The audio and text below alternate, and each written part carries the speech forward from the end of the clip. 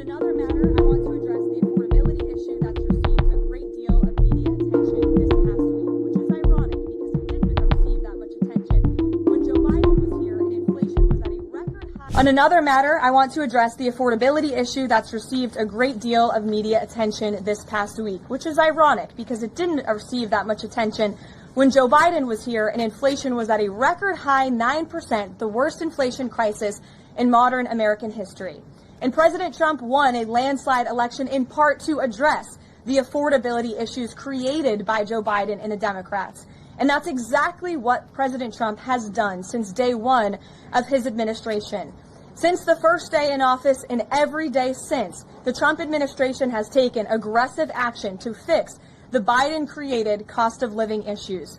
The notion that the same Democrats who just shut down the federal government to sabotage our economy, rob people of their paychecks, and also helped Joe Biden ratchet up inflation to 9% are now suddenly affordability champions. That notion is completely absurd, and it's something only the liberal media would have the gall to push. But the reality is that President Trump and his administration have done so much to lower prices and increase the economic prosperity of the American people. And this president and his team of amazing economic advisors are going to keep working on this issue every single day.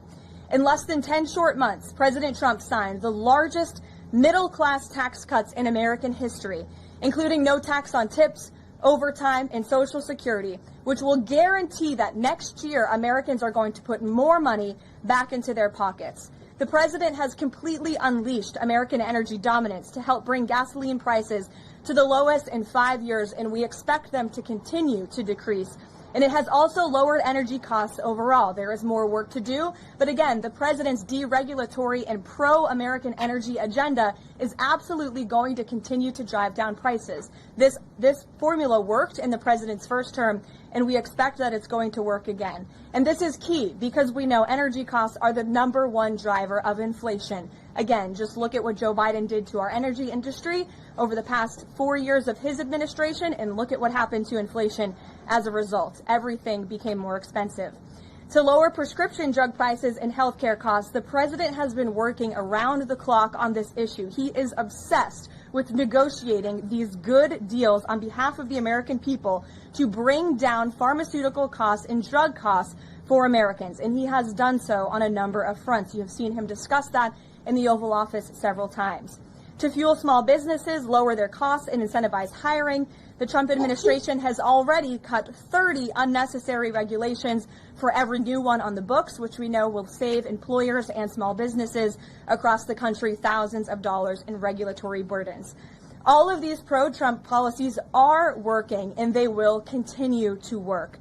Wages are rising at the fastest pace of the start of a presidential administration in 60 years. The cost of the typical new mortgage is down by nearly $3,000 per year. There's much work to do, and this administration will continue to do it. But President Trump has already made great progress in cleaning up the economic disaster that was created by Joe Biden.